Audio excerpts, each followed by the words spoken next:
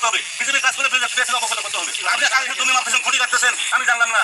দেশের কথা ভিতরে পিস বাজা হবে না আপনার। এটা কি আন্দোলন কথা? এটা কি ভালোবাসা? আপনি করেন কেন? আপনি মিটিং করার আগে কাজটা করেন কেন? आपने बताया हम आगे बता देंगे। না, আপনি মিটিং করার কথা বলতেছেন, তা মিটিং আগে করতেন যে আমরা এখানে কাজ করবো।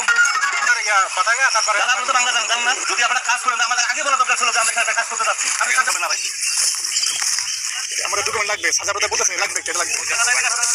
আপনি যান, এটা আমাদের ডকুমেন্ট লাগবে, আমাদের অথরিটি বলতে হবে না, আমাদের অথরিটি বলতে আমরা প্রোডাকশন চলে এসে সীমান্তে অন্যায় কাজ করছিল, সেটার ভিডিও করছিল, সেটার ভিডিও পর্যন্ত করতে দেবে না। কি পরিমাণ মাদারবোর্ড একটা দেশ হতে পারে!